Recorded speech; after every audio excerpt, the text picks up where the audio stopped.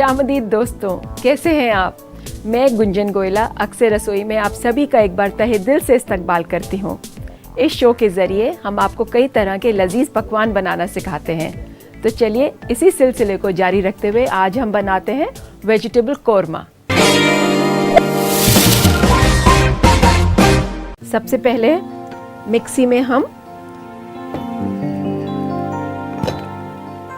इसको पीसेंगे, यानी कि थोड़ा सा नारियल आप लीजिए, कोई 1/4 कप,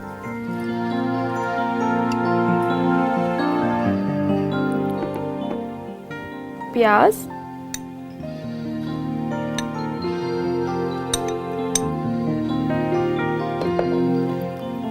अदरक,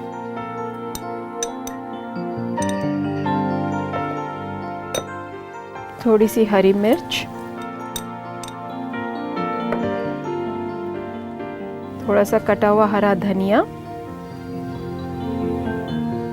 और आधा चम्मच हल्दी।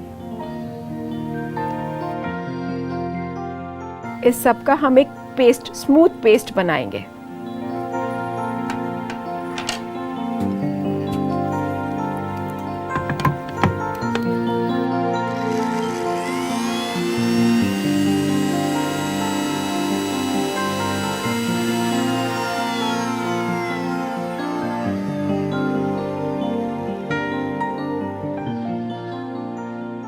तो आइए देखते हैं कि हमारा पेस्ट कैसा बना। ये बिल्कुल सही है, बिल्कुल स्मूथ पेस्ट बनाइए। क्योंकि आपने इसमें हल्दी और हरा धनिया डाला था तो कितना खूबसूरत रंग निकल के आया है। इसे हम एक छोटे से बोल में निकालते हैं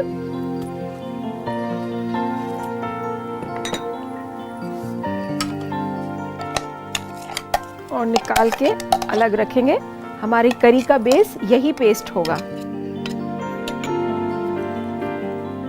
चलिए अब बनाते हैं थोड़ा सा गरम मसाला। इसके लिए हम लेंगे दालचीनी, थोड़ी सी लौंग, 4-5 इलायची के दाने और ये सौंफ। हल्की आंच पे हल्का सा ड्राई रोस्टिंग करेंगे और भुनने के बाद इसे हम पीसेंगे। जितनी देर में ये भुनेगा हम भूनते हैं अपना मसाला।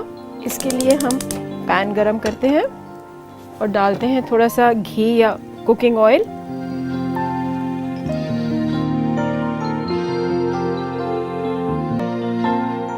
तो ये घी गरम हो गया है, इसमें हम डालेंगे थोड़ा सा तेज पत्ता। इसको एक बार हल्के से सौते करिए। इसी के साथ हम डाल देंगे हमारा पेस्ट और 1 मिनट हम इसे भूनेंगे।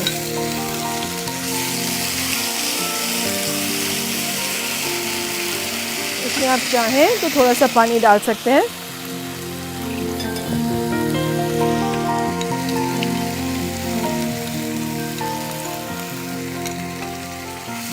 बस 2-3 मिनट के लिए भूनिए इसे। जितनी देर में ये पक रहा है, ये हमारा मसाला ड्राई रोस्ट हो गया है और इसे हम पीसेंगे मिक्सी में। उसके लिए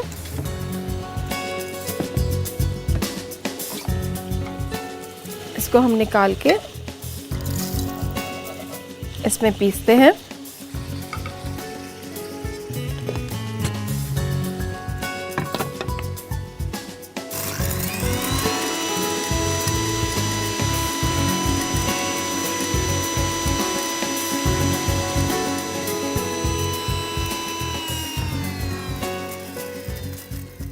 ये मसाला पिस गया है और हम इसे एक प्लेट में या किसी में निकालते हैं। एक प्लेट में निकालते हैं।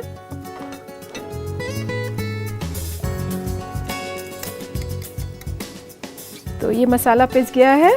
अब इसे हम अपनी करी में डालेंगे।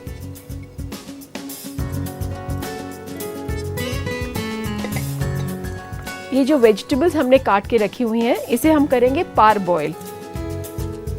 मैं ये एज इट इज़ आलू और गाजर इसी पैन में डालती हूँ और हल्का सा बॉईल करेंगे। थोड़ा सा पानी और डालें।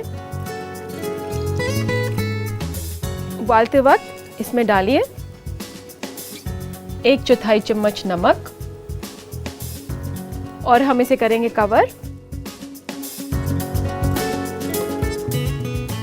दोस्तों, पार बॉईल का मतलब होता है हल्का सा बॉईल, और जो इसका स्टॉक बनेगा, स्टॉक उसे कहते हैं जो पानी जिसमें ये उबाला जा रहा है, तो जो इसका रेजिड्यू यानी जो इसका बचा हुआ पानी, उसको हम वेजिटेबल स्टॉक बोलते हैं। उसी समेत हम इस करी में डालेंगे जो कि एक ग्रेवी बनेगी। अभी हमने इस बेस को यानी कोकोनट पेस्ट को इतनी अच्छी तरह भूना है और ये हो गया है ड्राई, तो इस स्टॉक से इसमें करी का बेस आएगा।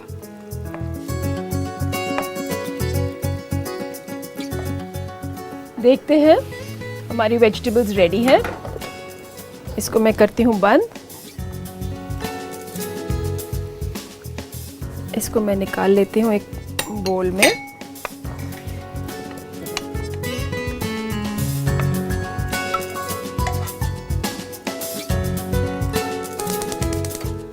अब हम पैन में पार बॉईल करेंगे अपनी बीन्स।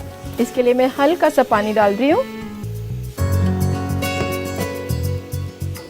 और जब ये बॉईल हो जाएगा पानी, हम वेजिटेबल्स तब डालेंगे।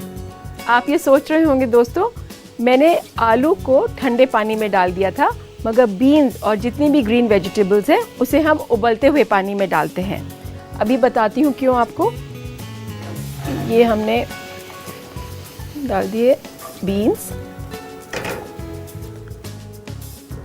ग्रीन वेजिटेबल्स में जो क्लोरोफिल है वो उड़ जाएगा अगर आप इसे ठंडे पानी में बॉईल करेंगे। इन द मीन टाइम हम अपनी ये ग्रेवी तैयार करते हैं। ये हमारा पेस्ट अच्छी तरह भुन गया है। अब हम इसमें डालेंगे चॉप्ड टोमेटोज।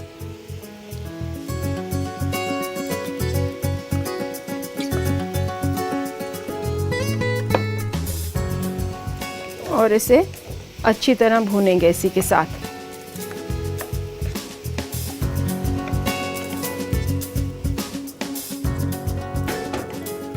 इसे भी हमें अल डांते बनाना है, तो इसे चलाते रहें और चेक करिए कि वेजिटेबल ओवर कुक ना हो जाए।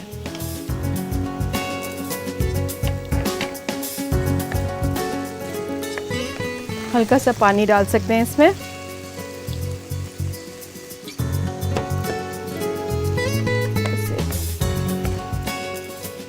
दो 4 मिनट और पकाइए ताकि टमाटर इसमें ज़ब्त हो जाए।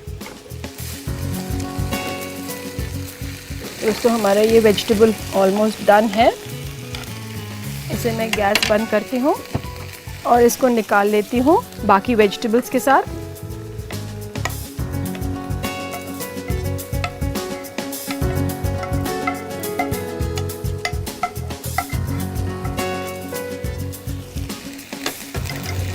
हल्का सा इसे और भून लीजिए। हम इसमें डालेंगे नमक हस्बे जायका। मैं इसमें 1.5 चम्मच नमक डाल रही हूँ। आप सोच रहे होंगे मैंने मटर बॉईल नहीं की है। ये मटर हमने ऑलरेडी ब्लांच की हुई है। ये भी मैं इसी के साथ मिलाती हूँ।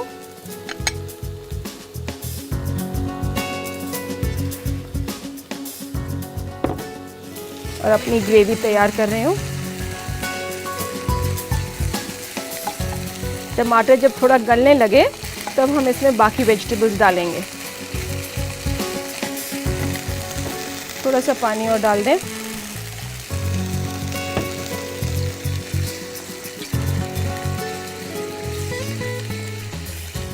ये ग्रेवी ऑलमोस्ट रेडी है हमारी। इसमें मैं डालती हूँ ये सारे ब्लांच करे हुए वेजिटेबल्स।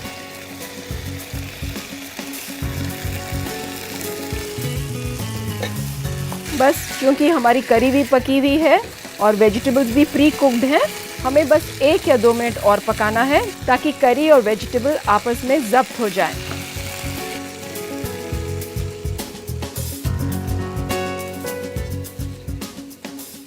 तो ये तैयार है वेजिटेबल कूरमा। इसके लिए मैं एक सर्विंग डिश निकालती हूँ।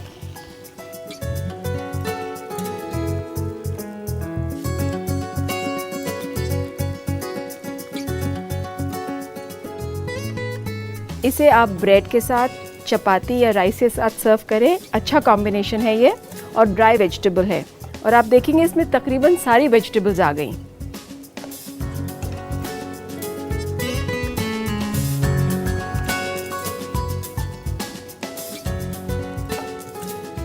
अगर आप गार्निशिंग करना चाहें तो ऊपर से हल्का सा हरा धनिया और थोड़ा सा नारियल।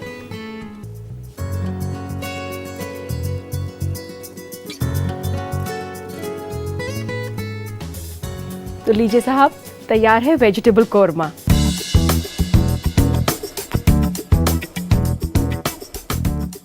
तो आइए डालते हैं एक नज़र आज की बनाई हुई डिश के रिकैप पर।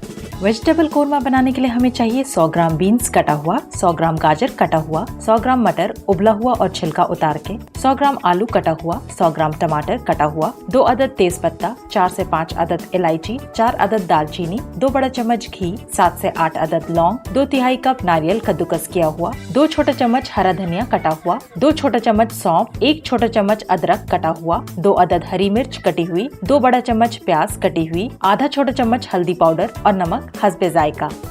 सबसे पहले मिक्सी में नारियल, प्याज, अदरक, कटी हुई हरी मिर्च, कटा हुआ हरा धनिया और हल्दी मिलाकर महीन पेस्ट बना लें और एक बर्तन में निकाल लें। इसके बाद गरम मसाला बनाने के लिए पैन में डालें दालचीनी, लौंग, इलायची और सौंफ डालकर भून लें। भुनने के बाद इसे मिक्सी में पीसकर पाउडर बना लें। इसकी ग्रेवी बनाने के लिए एक पैन में घी गरम करें, इसमें डालें तेज पत्ता और बनाया हुआ पेस्ट तेज पत्ता में मिला दें और इसे भूनें। कटे हुए आलू और गाजर को पानी डालकर रख दें उबालने के लिए। साथ ही इसमें डालें नमक। उबालने के बाद निकाल लें एक बर्तन में। फिर इसी पैन में बीन्स को भी पार बॉयल करके निकाल लें। उबले हुए मटर को इन वेजिटेबल्स के साथ मिला दें। फिर भूनते हुए ग्रेवी में डालेंगे कटे हुए टमाटर और थोड़ी देर पका लें। इसमें मिलाएं नमक और फिर सब्जियों को डालकर 2 मिनट और पका लें। हरा धनिया और नारियल से गार्निश करें। लीजिए तैयार है वेजिटेबल कोरमा। वक्त हो चला एक छोटे से ब्रेक का, कहीं मत जाइएगा, देखते रहिए अक्से रसोई। तो ये सेगमेंट मेरा पसंदीदा सेगमेंट है क्योंकि इसमें मुझे मिलते हैं आपके खत पढ़ने को। मगर उससे पहले आइए डालते हैं नजर आज के बदलते हुए फूड ट्रेंड्स पर। आजकल खाने को पेश करने का तरीका भी बदल गया है, इसलिए आज हम बताएंगे खाने को सजाने यानी गार्निश करने के कुछ बुनियादी टिप्स। गार्निश करने से पहले ख्याल रखें कि किस तरह का फूड या ड्रिंक है। जैसे सूप थोड़ा बोरिंग दिखता है तो आप उसमें क्रीम, दही, फ्लेवर्ड ऑयल या कद्दूकस किया हुआ चीज इस्तेमाल कर सकते हैं। सब्जी के पकवान को गार्निश करने के लिए आप पुदीना, हरा धनिया, सिट्रस फ्रूट्स के छिलके, बादाम और कद्दूकस किया हुआ अदरक का इस्तेमाल कर सकते हैं। गोश्त को गार्निश करने के लिए अलग अलग तरह के सॉसेस, हर्ब्स और स्पाइसेस का इस्तेमाल किया जा सकता है। स्वीट डिश गार्निश करने के लिए आप ताजे फल, ड्राई फ्रूट्स, फेटा हुआ क्रीम, अलग अलग तरह के चॉकलेट्स, पिसी हुई चीनी और खाने वाले फूलों के पत्ते का इस्तेमाल करके इन्हें दिलकश बना सकते हैं। इसके अलावा गाजर, टमाटर, शिमला मिर्च, नारंगी, नींबू, इन सब से भी आपका खाना और शरबत अच्छी तरह गार्निश किया जा सकता है। बाजार में कई गार्निशिंग टूल्स भी मिलते हैं, चाहे तो आप उनका भी इस्तेमाल कर सकते हैं बेहतर नतीजे के लिए। पार्चमेंट कोन या पेपर कोन्स, एप्पल कोरर, सिट्रस स्ट्रिपर, ग्रेटर या कद्दूकस, कुकी कटर्स, टूथपिक्स, सीख और सब्जी छीलने वाला। अगर आप गार्निश के लिए सिट्रस फ्रूट्स ले रहे हैं जैसे नारंगी और नींबू, तो आप सिट्रस स्ट्रिपर, वेजेस और ट्विस्ट का इस्तेमाल ड्रिंक, फिश आइटम्स और स्वीट डिश में कर सकते हैं। गार्निशिंग में जिस बर्तन में परोसा जा रहा है और कैसे परोसा जा रहा है उसका भी अहम किरदार होता है। जैसे खाने और प्लेट के रंग के कंट्रास्ट का ख्याल रखें और प्लेट में खाने को अच्छे से सजाएं ताकि वो खूबसूरत दिखे। और आइए अब लेते हैं आज का पहला खत। सीमा मसूरी से पूछती हैं, पुदीने के पत्ते को ज़्यादा वक्त तक फ्रिज में कैसे स्टोर करके रख सकते हैं क्योंकि कुछ दिनों बाद वो पत्ते काले हो जाते हैं। सीमा, इसका एक बहुत आसान तरीका है। पुदीने के पत्तों को आप अखबार के कागज़ में लपेट कर फ्रिज में रखें और जितनी ज़रूरत हो एक बार में सिर्फ उतने ही पत्ते तोड़ें। ये दूसरा खत रिजवान का दिल्ली से पूछते हैं कि मेरी 6 बार कोशिश करने के बाद भी मंचूरियन बॉल्स क्रिस्पी नहीं बनते। आधा डब्बा कॉर्नफ्लावर डालने के बावजूद ये भी सौगी हो जाते हैं। प्लीज़ कुछ मशवरा दें, मैं अपनी बीवी को सरप्राइज़ देना चाहता हूँ। रिजवान, मंचूरियन बॉल्स में अगर आप ज़्यादा कॉर्नफ्लावर डालें या कम कॉर्नफ्लावर डालें, इससे क्रिस्पीनेस का कोई आपस में लिंक नहीं है। आप जब भी पत्ता गोभी काटें उसको निचोड़ के काटें और काटने के बाद भी थोड़ा पानी उसमें से निकाल लें। थोड़ा सा कॉर्नफ्लावर मिलाएं और हाई हीट पे उसको फ्राई करें। आपके बॉल्स सॉफ्ट और क्रिस्पी दोनों ही बनेंगे। ये तीसरा खत सना सिवान बिहार से पूछती हैं, घर पे ताज़ी क्रीम कैसे बनाई जा सकती है। सना, घर पे फ्रेश क्रीम बनाने का एक आसान सा तरीका मैं बताती हूँ आपको। आप मलाई इकट्ठी करें, उसे एक कांटे से अच्छी तरह फेंट लें। फेंटने के बाद आप उसे छन्नी से छान लीजिए।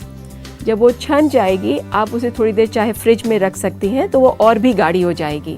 मगर बाज़ार का कोई सब्स्टिट्यूट नहीं है, क्योंकि उनके पास सेपरेटर्स होते हैं जो कि घर पे लाने नामुमकिन है।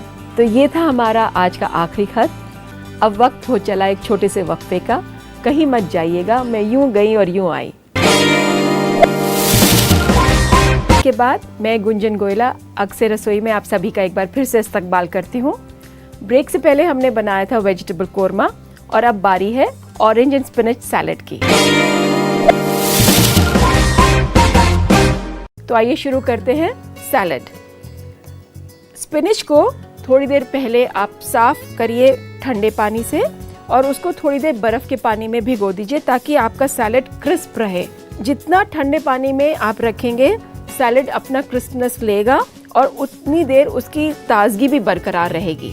इसको हम डालते हैं एक बड़े बोल में।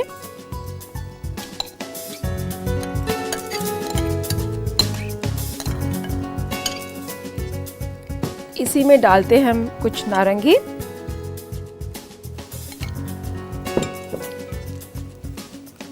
सच मानिए सैलेड एक अपनी ओन क्रिएटिविटी है। अगर आप इसमें चेरीज डालना चाहें तो आप चेरीज डालें, स्ट्रॉबेरीज भी डाल सकते हैं। हल्के हाथ से मिला के देखें कि क्या प्रोपोर्शन चाहते हैं आप। तो आइए तैयार करते हैं इसका ड्रेसिंग। इसके लिए हमें चाहिए होगा 3 से 4 चम्मच ऑलिव ऑयल,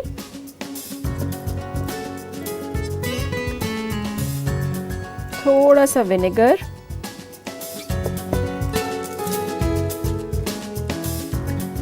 दो 3 चम्मच सोया सॉस,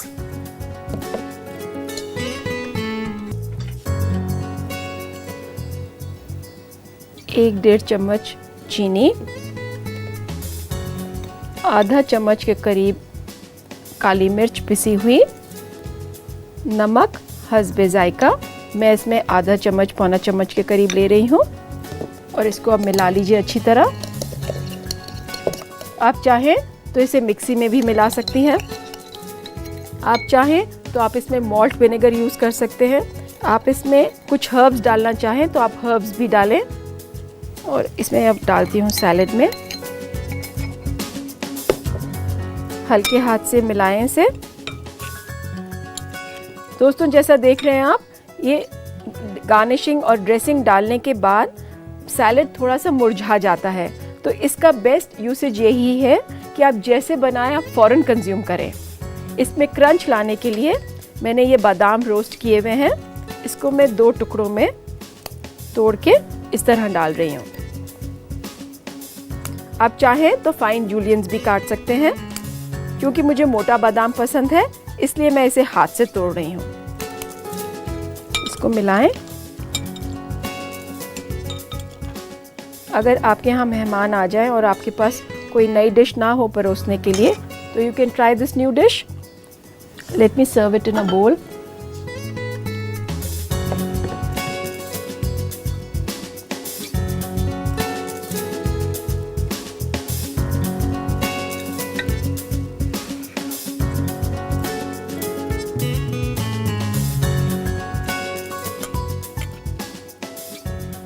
थोड़े से बादाम आप ऊपर गार्निशिंग के लिए रखें।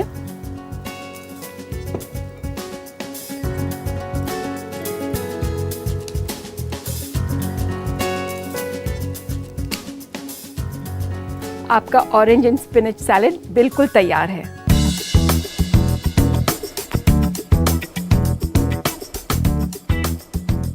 जो दोस्त इस रेसिपी को बनाने का तरीका एक बार फिर से देखना चाहते हैं उनके लिए एक छोटा सा रिकैप। पालक और नारंगी का सलाद बनाने के लिए हमें चाहिए 200 ग्राम पालक कटा हुआ और 2 अदद नारंगी। ड्रेसिंग के लिए हमें चाहिए 3 से 4 छोटा चम्मच ऑलिव ऑयल, 1 छोटा चम्मच सिरका, 2 से 3 छोटा चम्मच सोया सॉस, आधा छोटा चम्मच काली मिर्च पाउडर और 1.5 छोटा चम्मच चीनी। टॉपिंग के लिए 4 अदद भुना हुआ बादाम। एक बड़े बर्तन में डालें कटा हुआ पालक और नारंगी छिलका उतरा हुआ और हल्के हाथ से मिला लें। इसकी ड्रेसिंग के लिए एक अलग बर्तन में डालें ऑलिव ऑयल, सिरका, सोया सॉस, चीनी, पिसी हुई काली मिर्च, नमक और इन सबको अच्छी तरह मिला दें। इस लिक्विड को सलाद में डाल दें और हल्के हाथ से मिलाएं। फिर इसमें भुना हुआ बादाम डालें और एक बार फिर मिलाएं। बादाम से गार्निश करें। आपका पालक और नारंगी का सलाद तैयार है।